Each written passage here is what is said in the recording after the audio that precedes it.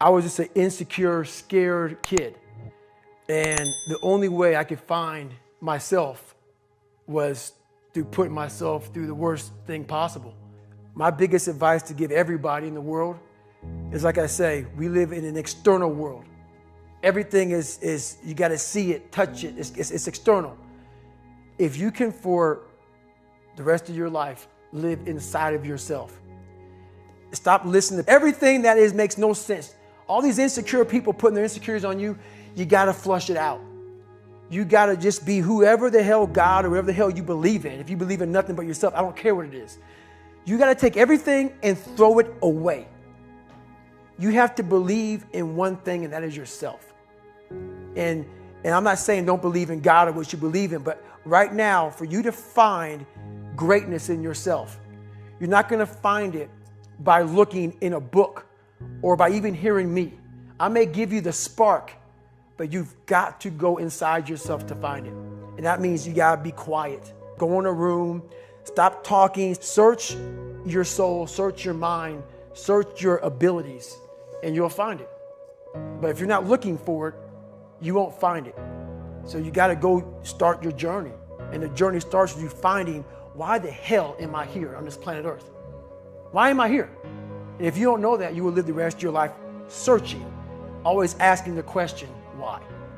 Well, it was pretty crazy for me. It took a while to get to that point where enough was enough.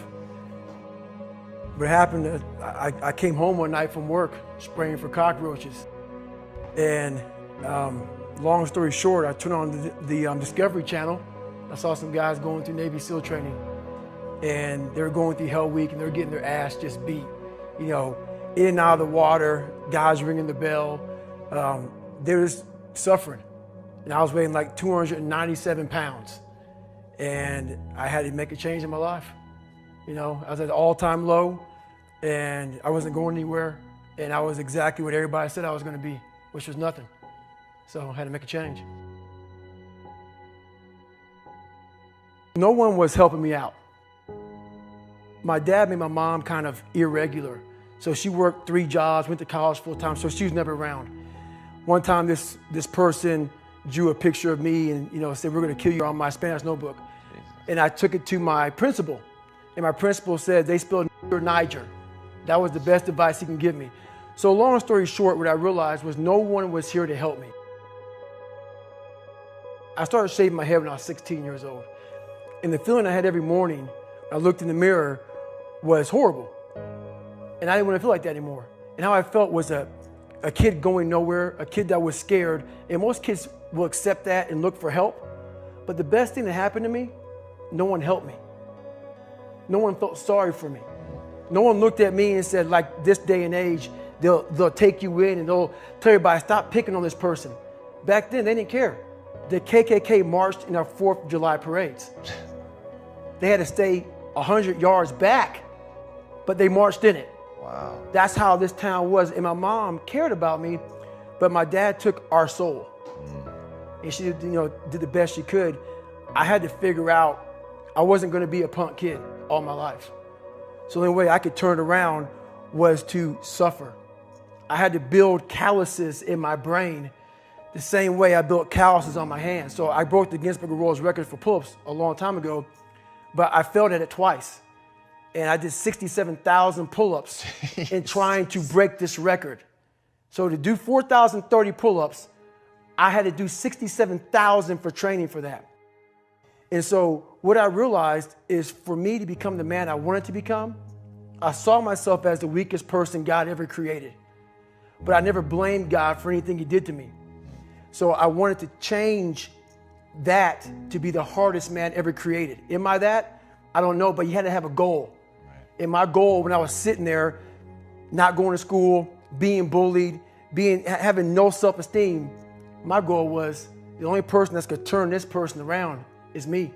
And the only way I can turn it around is put myself through the worst things possible a human being can ever endure. And that'd be the only way that I can build this brain to handle anything that comes in front of it, callousing my mind through pain and suffering. In the end, what would your advice be to that 16-year-old kid who's staring in the mirror, does not like what he sees, but is still running from adversity? Well, my biggest advice to him is that, first of all, he won't like what I say to him, because I'm going to say the exact opposite of what today's world is saying.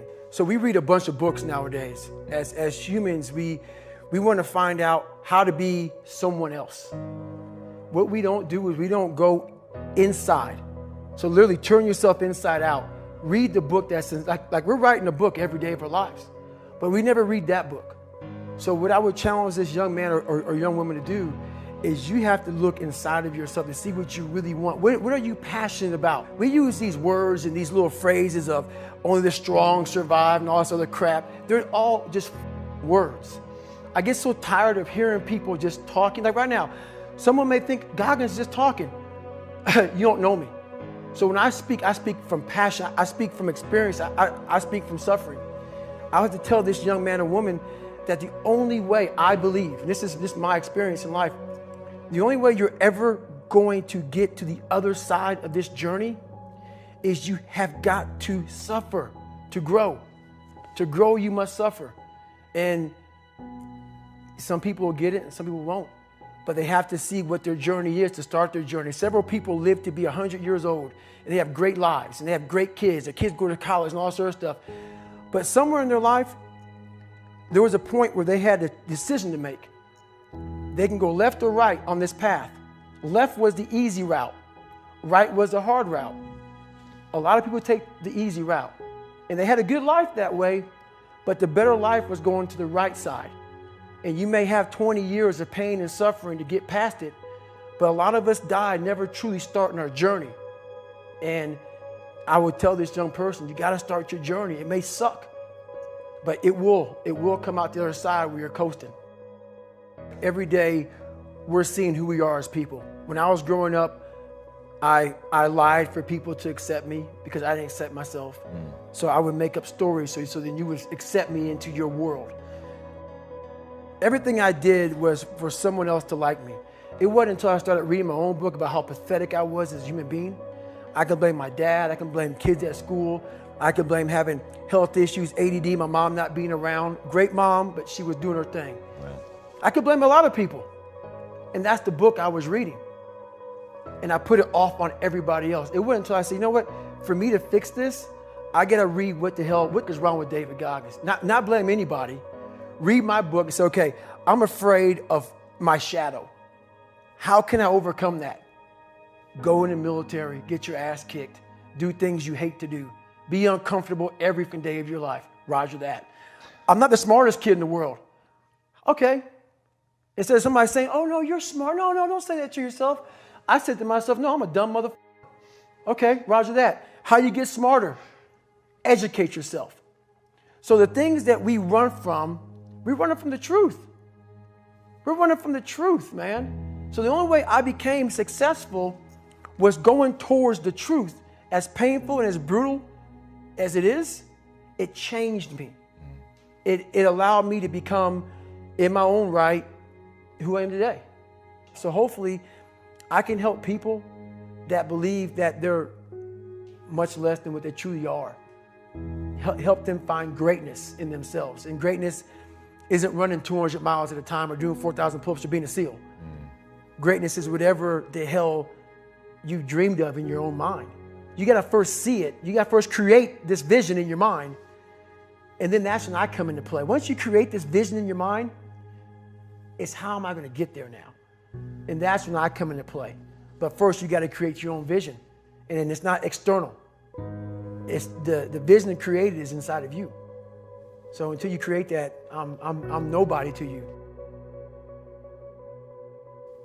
I'm slowly writing a book right now. It's taking me 4 or 5 years because I have so many things to talk about. It's going to be probably several books. But the first book will probably be about my life story, how I came up, and a few lessons learned along the way. But, you know, I have so much to talk about, so much to say, just to give people a lot more than hope.